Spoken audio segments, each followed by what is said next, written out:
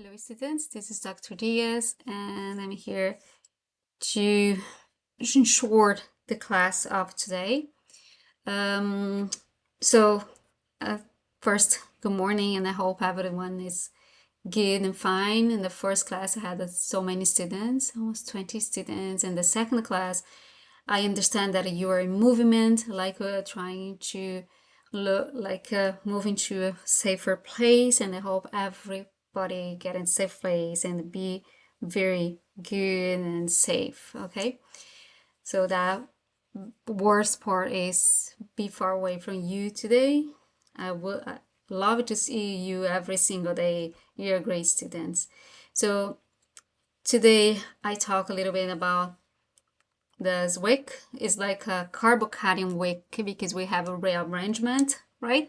We can have a rearrangement here. So the test move it to Monday, October 21st, as after the break, and Tuesday for Dr. Bromfield, October 22nd.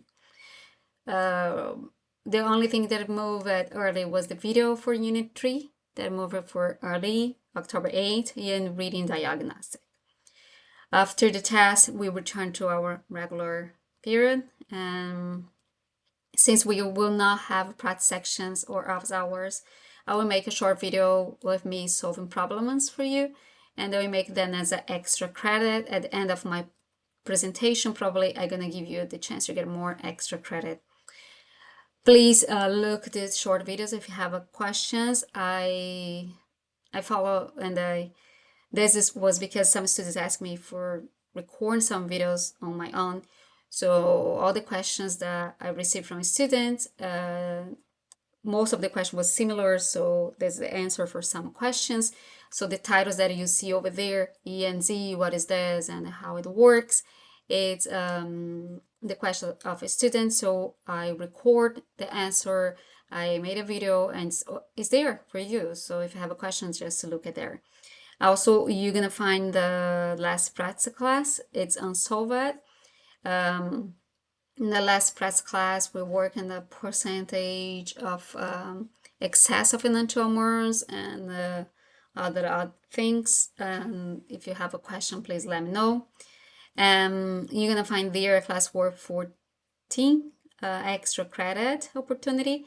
So this one you will need to submit on Canvas, and also the classwork for today, classwork 14, I will extend the date because I understand that everybody's trying to organize to receive this mutant tornado. So we'll extend the date. So don't worry. But you need to upload this extra credit if you don't want an extra credit, that's okay. But you need to upload because this is part of the classwork today. You're gonna see the last question is about this. Okay. Other thing today, I had a Kahoot that also extra credit. Of course, the first place we can get more credits, and I will send it to you a link to another assignment to participate and also have the chance to get extra credit. Okay. I have a video where I answer a question about the elimination reactions. The question was, do the elimination reaction always favors itself? If you talk about generally, no. Elimination, we cannot say that all the elimination reactions will always favor itself. If you're talking only about E1, remember in the class that I said, okay, the book, if you don't understand well, if you don't read well, we're gonna say that, oh, this book, it looks like bipolar because sometimes says that it's always itself, and then come here and says that it's sometimes can be Hoffman. Yes, but E1 reaction we can take a risk and say like we'll always have Zaitsev. So because the radioselectivity here will choose Zaitsev. It's the major isomer. It's the most stable product. And you need to remember how that works over here. So, and the elimination, so the halide will leave and will take the electrons. This is why we start the arrow over here in the bond and point to the leaving group over here. And then the base will extract the proton from the beta carbon. So beta carbon is the neighbor of this carbon that is holding the leaving group. So it can be over here, the hydrogens in this group. This is a methyl group, so it's only hydrogen, so the least substituted over here. And if you extract this over here, will produce Hofmann least substituted. And if you extract this proton over here, we're going to produce Zaitsev. So E1 will always favor Zaitsev, and this is right.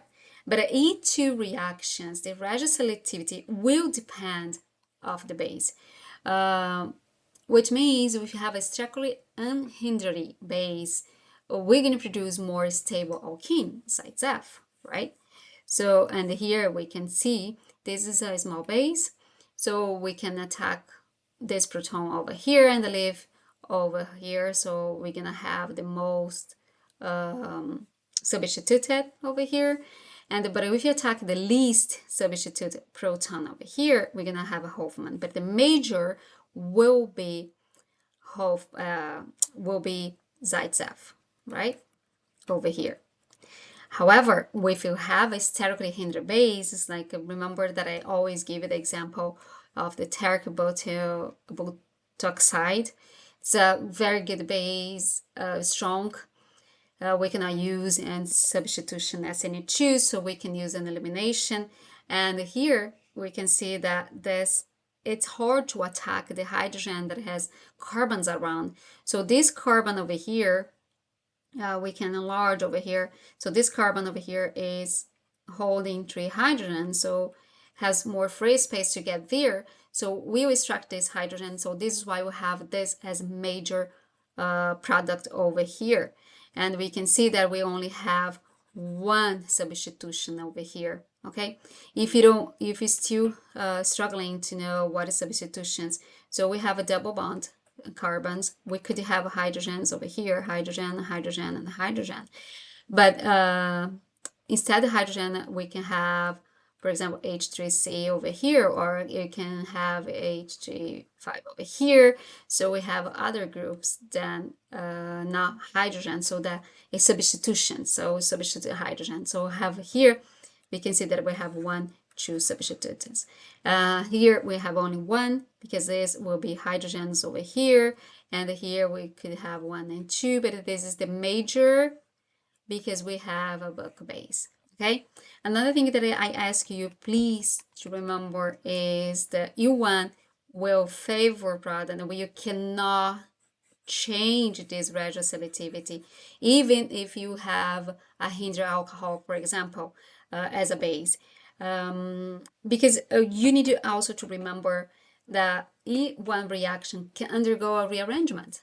So if you have a carbocation that is in the secondary carbon, like here, and we could we have the chance to move this charge to other point, and actually it's not moving the charge, we move the hydrogen that we have over there. So if you move the hydrogen that is over here, so we can put it the bond over here. So if you move this to this place over here, of course the positive charge will move to the other side.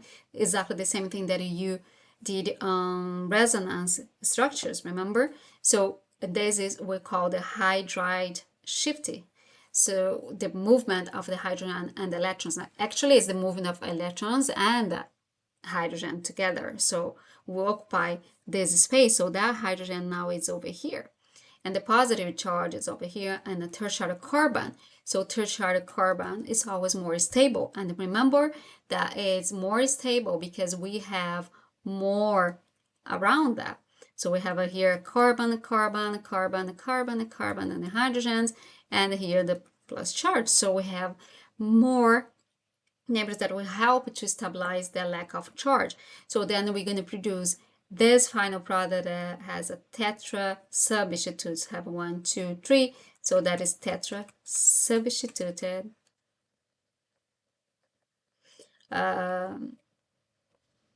alkene. Okay, so for today it's all. So if you need something like extra time to finish your work, I completely understand, and I hope everybody it's safe and and I hope that we are able to see each other after the break. Of course, I will miss you, and I will be here praying for you and your family to be safe.